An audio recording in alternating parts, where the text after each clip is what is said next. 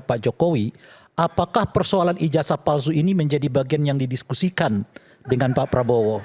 Kita tidak pernah, dari kami yang hadir tidak mencoba melihatnya, tidak satu pun menyampaikan terkait dengan ijazah Pak Jokowi. Tetapi, ada tapinya. Kemudian dalam pembicaraan itu terbetik gitu, kita jangan membicarakan sesuatu masalah di Republik ini, hal-hal yang menarik menyedot energi yang kegunaannya sedikit, karena masalah kita besar di depan. Beragam negara mengambil sistem yang berbeda-beda, jadi nggak ada sesuatu yang lebih salah dari yang lain. Pak David percaya bahwa sebaiknya dilakukan secara tidak langsung. Saya percaya dilakukan sebaiknya secara langsung. That's it, selesai menurut saya. Biarkan kemudian DPR yang menentukan di undang-undangnya maunya bunyinya yang mana. Sejauh ini sih selama ini yang masih diterima adalah yang pemilihan langsung. Oke? Termasuk survei? Termasuk? Survei. Survei itu apa? Survei apakah pilkada langsung tidak, mayoritas 70% lebih 70%. Oh iya, sorry saya lupa itu. Iya.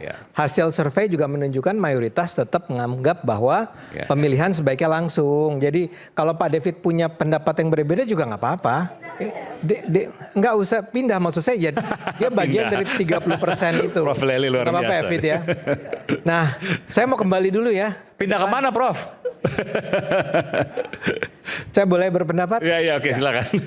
Nggak selalu pindah, saya juga ketawa tadi. Ya, saya sebetulnya pertama-tama ingin bicara tentang Pak Prabowo-nya nih. Tapi tadi ada hal yang belum terjawab soal siapa sih yang sebetulnya mulai bicara tentang perlunya Polri ditaruh di bawah kementerian. Oke, balik ke sini. Ya. Kan tadi saya menangkap kesan bahwa itu sebetulnya yang memulai adalah Pak Listio Sigit. Tanpa ada hujan tidak ada angin, tiba-tiba dalam sebuah sidang DPR dia mengangkat itu. Itu tidak begitu ceritanya. Yang pertama kali mengangkat isu ini adalah PDIP. PDIP pada 2024 itu sedang galau-galaunya karena di berbagai pilkada, pemilihan kepala daerah, mereka mengalami setback yang lumayan signifikan. Dan kemudian mereka menuduh bahwa yang berada di belakang bencana buat PDIP itu adalah polisi. Dan ini waktu itu memang makanya mulai muncul istilah parcok itu. Partai Coklat. Partai Coklat yang berperan dalam memenangkan lawan-lawannya PDIP. Bukan PDIP. Pertama kali munculan itu adalah Tempo. Ya, saya lupa. Tapi Tempo, bukan. Tapi isu tentang bahwa polisi itu tidak bisa dipercaya, polisi itu cawe-cawe, polisi itu menjadi alatnya Pak Jokowi, itu semua dimulainya oleh PDIP.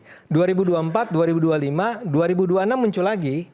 Dan ketika itulah Pak Listio Sigit memberi respons. Saya daripada saya tuh ditawari jadi menteri kepolisian, kata dia.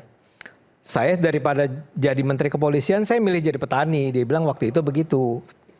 Jadi saya cuma mau bilang bahwa terlepas dari Anda setuju atau tidak, saya termasuk juga orang yang nggak setuju kalau polisi ditaruh di bawah kementerian.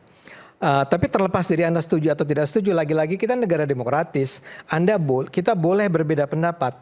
Tapi sejauh ini, kalau tidak salah bahkan yang menarik kan Pak Prabowo tuh nggak pernah ngomong soal ini.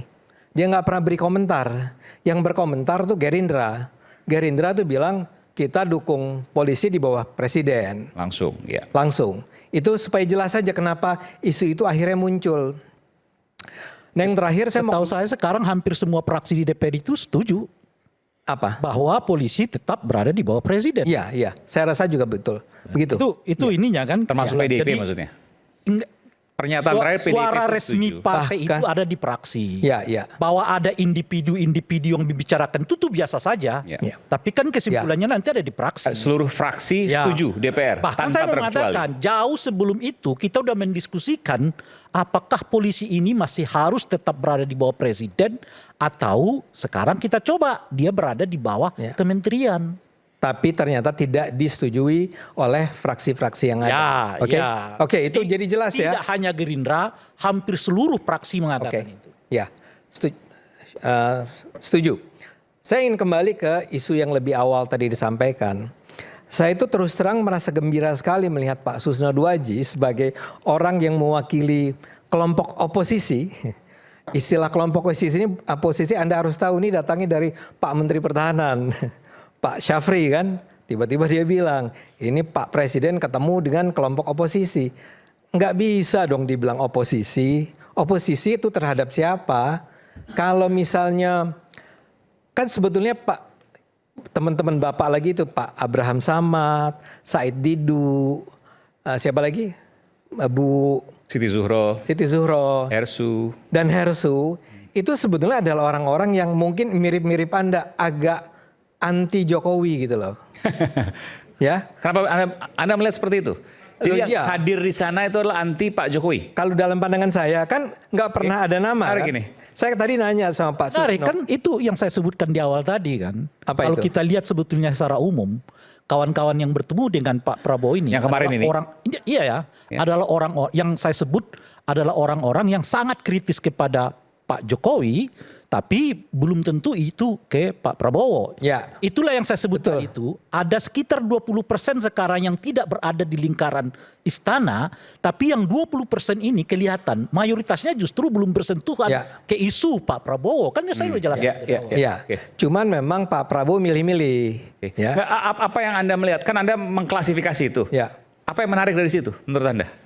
Ya pertama-tama akan ada penjelasannya, tapi pertama saya sebut dulu milih-milihnya.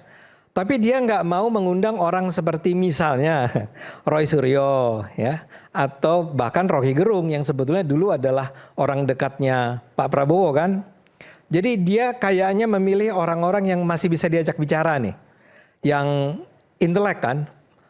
Maksud saya adalah biar bagaimanapun Bu Siti. Tapi apa salahnya dengan itu? Nggak ada masalah. Justru kita kan ingin melihat ya. Anda tanya ya, kenapa Pak Prabowo all of a sudden mengundang ada kelompok yang disebut oposisi, walaupun kemudian dikatakan bahwa enggak itu bukan oposisi, kata Mensesnek ya, itu adalah kelompok kritis ya. Kalau saya lebih gampang lagi itu kelompok kritis terhadap Pak Jokowi ya. Nah cuman kan pertanyaannya Mas Aiman, Bro Aiman adalah kenapa? Bentar, nanti saya berikan kesempatan. Saya mau berikan kesempatan dulu. Betul Pak Susno kan ada di sana. Anda kritis terhadap Pak Jokowi saja? Saya tidak kritis Pak Jokowi ya. Kalau pribadi saya saya tidak mewakili Pak Abraham, tidak mewakili Pak Said Didu. Saya diri saya. Ya. Yang saya gunakan patokan saya adalah standar yang berlaku, yaitu standar hukum ya. Dalam segala soal. Ya. Nggak ada urusan dengan Pak Jokowi, apa non Pak Jokowi? Ya, saya dengan Pak Jokowi secara pribadi saya kenal, dengan Pak Prabowo secara pribadi saya kenal, tapi sepanjang hal-hal yang berkaitan dengan masalah hukum, kalau saya anggap salah, kalau hukum menganggap salah, bukan saya ya. Kalau hukum menganggap salah, saya salahkan. Tapi kalau hukum menganggap itu benar, saya benarkan. Jadi bukan nggak ada kaitan Pak Jokowi. Jadi tendensius dong Bung Ade nih. Nggak, dia katakan kan bukan saya kan. Kan yang hadir semua di sana Pak Susno, termasuk Pak tapi Susno kan, berarti. Nggak, saya nggak bilang gitu ya. Tidak, ya Pak betul. Susno, stop. Ya. Anda kan sekarang Anda berubah lagi nih. Enggak. Yang hadir di sana Anda katakan saya nggak berubah-ubah. kelompok kritis terhadap Pak Jokowi. Pak Susno kan hadir di sana. Ya, benar juga dia katakan. Jadi kalau kita dengar pendapat-pendapat itu ya, ada yang kritis terhadap Pak Jokowi, ada yang netral. Jadi beragam ini. Karena kami yang hadir itu bukan dari satu mau tanya Pak Susno dulu. Ya. Kalau Bung Ade menyebut yang datang ini adalah orang-orang yang dikenal kritis terhadap Pak Jokowi, apakah persoalan ijazah palsu ini menjadi bagian yang didiskusikan dengan Pak Prabowo? Kita tidak pernah, dari kami yang hadir tidak mencoba melihatnya, tidak satu pun menyampaikan terkait dengan ijazah Pak Jokowi. Tetapi, ada tapinya. Kemudian dalam pembicaraan itu terbetik gitu, kita jangan membicarakan sesuatu masalah di Republik ini hal-hal yang menarik menyedot energi yang kegunaannya sedikit karena masalah kita besar di depan. Dan itu kata Pak Prabowo ijazah maksudnya. Ya, itu kata Pak Prabowo kan? Ya. Walaupun tidak secara eksplisit tapi yang hadir di situ tahu bahwa itu membicarakan soal ijazah. Ya, ke arah ke sana. Nah, artinya ini pendapat seorang presiden yang sangat bijak. Kenapa?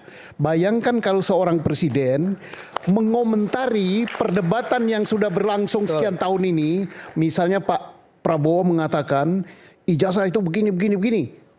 kayak apa meledak dia. Betul. Dan Jadi, disitulah bijaknya Pak Prabowo. Saya sebetulnya sedang kasih preteks pendahuluan sebelum saya mau memuji Pak Prabowo nih. Ya. Saya adalah orang yang memang mendukung Pak Prabowo, tapi dulu saya adalah orang yang pernah bilang kritis. jangan pernah dukung Pak Prabowo. Baru belakangan saya menganggap bahwa orang ini oke juga.